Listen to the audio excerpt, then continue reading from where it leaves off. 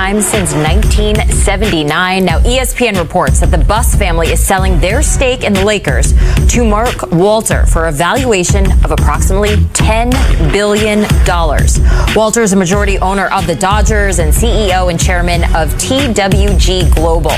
He's been a minority owner of LA since 2021. He also holds a stake in the WNBA's Los Angeles Sparks. Now, Dr. Jerry Buss purchased the team for just $67.5 million back in 1979, has overseen 11 NBA championships in LA.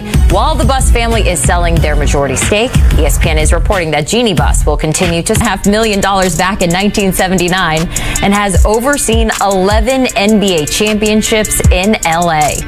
While the Buss family is selling their majority stake, ESPN is reporting that Jeannie Buss will continue to serve in her role as governor after the sale, looking at the largest franchise sales in North American history. The Celtics, that was $6.1 billion earlier this year. The Lakers topping that list, $10 billion. That is quite the number. We have our Avery Johnson and Bill Ryder joining us now with this breaking news. Bill, walk us through everything that you know. So it's shocking, obviously, but I don't know that it's that surprising. The reality of modern sports and the modern NBA is that mom and pop shops no longer able to function at the level they need to in the NBA or even beyond the NBA. And this is something that's been speculated across the league for a long time. I can remember, I think here on HQ, maybe a year ago, doing one of those prediction shows we throw together sometimes, or prediction segment, I just threw out in the next, whatever it was, 2-3 years, the Lakers will be sold. Not because I knew it would happen, because inevitably 3, 4, 5 years, obviously it was quicker than that, this was going to happen. I love Jeannie Buss. I think most people that have interacted with her think highly of her. She's been an incredible steward of that organization. It really turned things around when she took over the organization from her brother. But the fact is that it was a lot of stress. She didn't love the limelight. And as much as the Buss family has a lot of money compared to most people in America, they are not generationally wealthy multi-billionaires like the new class of owners across sports. And so I think this is an inevitable outcome of the fact that these teams are worth billions of dollars. In this case, $10 billion. Now, I don't have a lot of details as it relates to how actual control will work, whether Jeannie Buss will actually be involved in the long term. It didn't go that way. Not really with Mark Cuban to the Luka Doncic trade, but it's certainly a stunning bit of news in LA, if not ultimately surprising given just the nature of ownership and how much these teams are worth today. Avery, from your perspective, what do you think prompted the Buss family to sell? Show me the money. That's really what it is. You know, at the end of the day, a lot of these owners get to a point where they feel that they've taken a franchise as far as they could take it. When Mark Cuban sold the Mavericks, it was to a point where, hey, I don't want to get involved with, a new real estate deal. I'm not a real estate guy.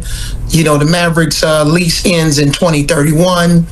I need to sell this team to a family that has deeper pockets and that understand how to build real estate. That obviously wants to have a casino involved. So that wasn't Mark's deal, so he decided to sell. You look at the Redskins, Josh Harris is not just a guy's personal wealth, it's the corporations.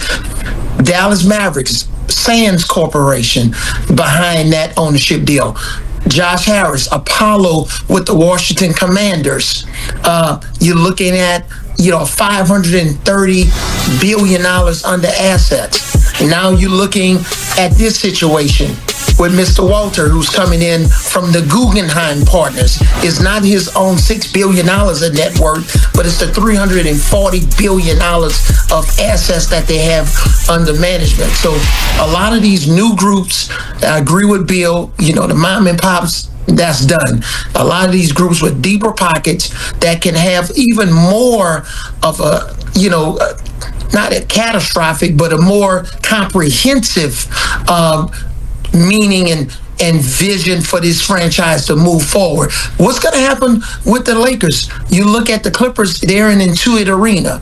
I heard a majestic arena, the most expensive arena in the NBA. So what's going to happen with Crypto Arena and all of the real estate around that? You need people with really deep pockets, deeper than the Buss family, to take these franchises to this next level.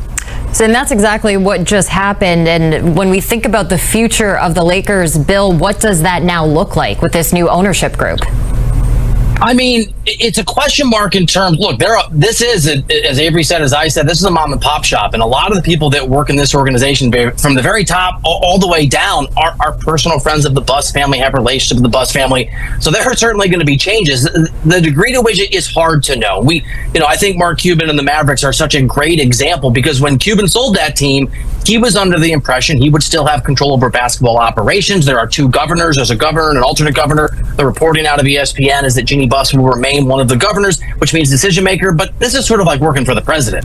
You can be Secretary of State and have a lot of power. You still work at the behest of the president, and you still work in the NBA at the behest of the governor, or of the owner. It's hard to know. I will say this gentleman who's buying this team has a track record, and every note of this is modern sports now, modern sports ownership.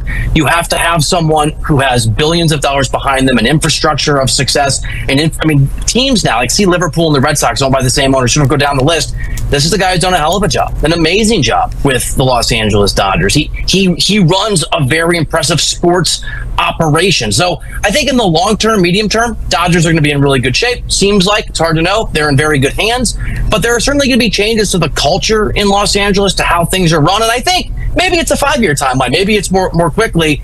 There will probably be changes in who is making decisions, and maybe even the philosophy of how things run. So the bad news, if you work for the Lakers today, whenever you have a new boss, it's kind of scary. I mean, I was just texting with someone who works for the Lakers. This is a scary big change. If you're a Lakers fan, I think it's good news. As Avery and I said, a sale was always inevitable on a 3 to 5 year timeline. And I think the good news here for Lakers fans is this team has been sold to someone who has a track record of success. It will be well run. It will be well managed, even if it's managed maybe ultimately differently than it has been for decades. We see what this group did with the Dodgers this offseason, just creating such a superstar team, throwing money around that we've never seen before. And when you think about the Lakers, you think about LeBron James. So Avery, what does this mean for the future of LeBron? Do you think that this gives any clarity to what he's going to do next? Well, I think this really gives LeBron James an opportunity, especially as a businessman, to partner with a group that just have unlimited resources. They're very capital well positioned. So this gives LeBron James, especially someone who's been talked about, that wants to be an NBA owner at some point in his career. So this will give LeBron James the confidence that he can play as long as he wants to play, as long as he's healthy, and he has an ownership group that have, the pockets and the cash and the balance sheet within the rules to pay him. And I just think, again, going back to another point I made, when you look at, if it's not these big corporate conglomerates, you got to have a family. You had on your list that the Denver Broncos.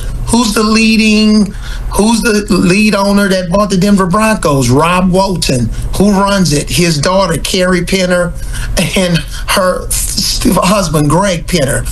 Walton family. How much Rob Walton worth? $70 billion.